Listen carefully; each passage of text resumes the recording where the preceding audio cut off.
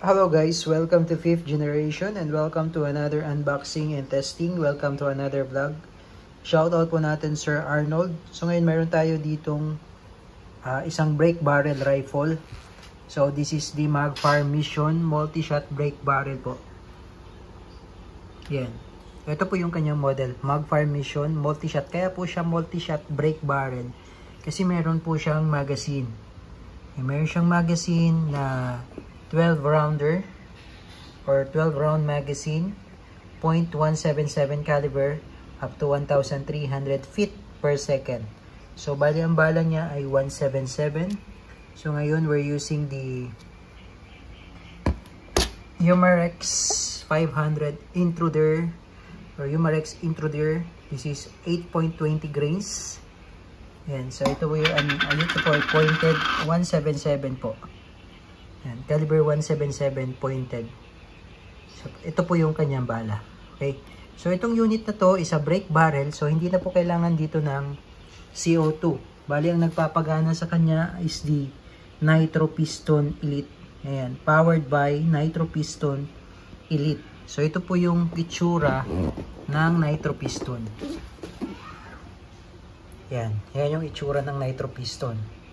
So, hindi nyo na po kailangan dito ng CO2, hangin, or yung tinatawag nating PCP. Hindi na po, dahil ito po ang nagpapagana sa unit. Tawag po dyan ay Nitro Piston Elite. Okay, so i-break nyo lang para magkaroon siya ng pressure or hangin. Okay, so this is Crosman brand po. Ulitin ko po, ang model is Magfire Mission multi-shot break barrel. Yan, ideal for flanking and small hunting. Yan, velocity up to 1,300 feet per second po. Yan. Kasama na rin po siya out of the box na scope na 4x32. Yan. So buksan na natin para makita po actual yung unit. So ito po yung actual unit. Ayan po yung design ng Magfire Mission.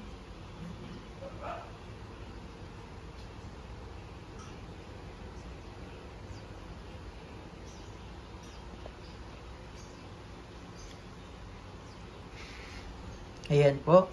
So, bali ito po yung kanyang scope na kasama 4x32. 4x32 na scope. So, pwede nyo namang i-upgrade yung scope. Kung gusto nyo pong magpalit ng scope po, pwede po siya. Meron siyang kasamang rail na 22mm. Ayan. Tapos, ito po yung kanyang sight. Yung sight niya po sa front, adjustable po yan, windage and elevation. Ayan, meron siyang knob dyan. Ito yung sa windage, ito naman po sa elevation. So, na-adjust po yan. Depende sa inyong preference. Tapos, yung sa rear pala, sa rear po ang adjustable. Sa front, naka-fix. Tapos, mapapansin nyo po, meron siyang, yung kanyang barrel, medyo mataba, no? Kasi ito po yung sound suppression technology ng Crosman. So, meron siyang Quietfire sound suppression technology. Built-in sound suppressor. So, hindi siya ganun kaingay. Okay? So, ito naman po yung kanyang manual safety. Ayan yung safe. Ayan naman yung safety off. Safety on. Safety off. Ayan. Crosman Magfire Mission. Yan yung model. Nitro Piston Elite. Powered by Nitro Piston Elite. Ayan. So, full synthetic po. Body construction. Kaya magaan po siyang bitbitin. Okay? So, ito naman po yung kanyang magazine na 12 rounder. Yan. Yan yung kanyang magazine. Yan po yung sinasalpak natin dito. Yan, sinasalpak natin dito. Yan. So, just in case lang. Just in case po na masira or mawala or hindi na magamit yung magazine, pwede po siyang manual load po ng bala sa barrel. Okay? So, mamaya papakita ko rin sa inyo kung paano at saan po ilalagay yung bala pagka sa manual. Okay? So ngayon papakita ko sa inyo paano mag-load ng bala sa magazine. Okay, so ito po yung kanyang magazine. Makikita nyo po sa ngayon, yan po yung indicator na ibig sabihin po niyan wala po siyang lamang bala. Okay, wala po siyang, ito po yung reset, yung sa gitna. Reset po yan. Okay, ngayon halimbawa, nilagyan nyo ng bala, tapos inikot nyo, Sinikot nyo pa ulit. So, yun sa pangalawang bala, hindi nalagyan. Kunwari, hindi nalagyan. Pwede nyo siyang i-reset. Yan. Babalik siya eh. Ano, babalik. Bumalik siya, no? Yung dating nilagyan natin ng bala.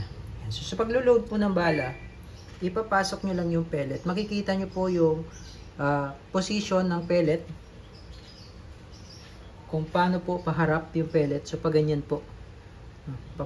Pag ganyan bang pasok sa magazine. Tapos, yung arrow indicates kung ano yung ikot. So, ibig sabihin ng ikot niya ay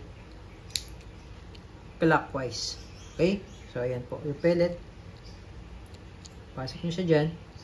Then, ikot. Hanggang sa mapuno po yung 12. Itong nasa gitna, yan po yung reset. Para umulit po yung dating nilagay natin, lalabas po yun. Ayan. Uulit po siya. No? Ayan. Yun yung reset po yung nasa gitna po. Ano? Para po, ibalik po yung dati nating nilagay. Okay, so pupunuin nyo lang po yan hanggang 12. Ayan, so meron namang indicator kung ilan na lang po ang kailangan nating i-load. Okay, fast forward. Okay, so ngayon po, isa na lang po bala na ilalagay natin. So, yan, isa na lang po. And then, 0. Pag 0 na, huwag nyo pong lalagyan itong space na to. Kasi yung space na to, dito po natin yan ilalagay. Para po dito yan. So, clicking sound dapat para mag-lock. Ayan. Yan yung clicking sound para mag-lock po yung magazine. Makikita nyo po may indicator po yan. Pag kinasan nyo, binibreak natin, makikita nyo po mayroon siyang indicator na first shot. Okay? May 1 po siyang makikita dyan. Okay, so pag re-release naman ng magazine, huhugutin nyo lang yan. Huhugutin lang po. Ayan. Okay? So ngayon po, pag mano-mano, just in case walang magazine, nasira, just in case yung magazine, pwede siyang mano-mano, ikakasan nyo lang. So pagbe-break, ganito po ang pagbe-break niyan. So, ikakasan nyo lang to, ganyan. Ayan. So bali parang binali nyo yung, ito po yung design niya talaga, parang, kaya nga po siya brake barrel, kasi parang binabali nyo yung barrel niya. Ayan. So ngayon, pag mano-mano, medyo mahirap lang. Nandito yung loading yan. Dito nyo isusuksok yung bala. Yung pellet. Ayan. Dito nyo siya isusuksok. Yan sa may barrel na yan. Pagka walang magazine po, mano-mano po. Just in case na wala talagang magazine na magamit. Okay. So, bawal lang po siyang ikasa. Yun po yung pagkakasa niya eh. The way na pagkakasa niya, i-break mo siya. Bawal po siyang ikasa ng halimbawa pong hindi nyo siya gagamitin, tapos i-stack nyo lang, itatago nyo, bawal po siya ikasa. Bawal po siyang nakakasa. At bawal rin po siyang iputok ng walang bala. So, dapat po may bala. Okay? So, ngayon po, isasalpak natin yung kaya siya bumalik sa 1 kasi hinugot natin siya, di ba? Nag-lock kasi yan doon. Ibabalik lang natin yung bala. 0. Kasi hinugot po natin yung magazine eh. Ayan. Okay, so nilagay natin dyan, 0, take note. So pag kinasa ko to, so babaliin mo lang siya. Then balik. Okay, so makikita nyo po, meron na po siyang 1. So ibig sabihin, nag-engage na isang bala, puputok po natin. Okay, testing po, Crossman Magpar mission. Okay, first shot. And firing. Yan. The first shot, so babali ulit. So bali, papaluin nyo lang tong pinaka-barrel niya. Ayan, para mabali. Ayan. Tapos balik. Okay, so makikita nyo po, meron na siyang indicator. Ayan. Number 2. Yan, number 2. Ayan. Okay, so break and shoot lang po. Break and shoot hanggang sa maubos nyo po yung 12. Ayan. Okay, so yun lang po. Crossman Magpar mission.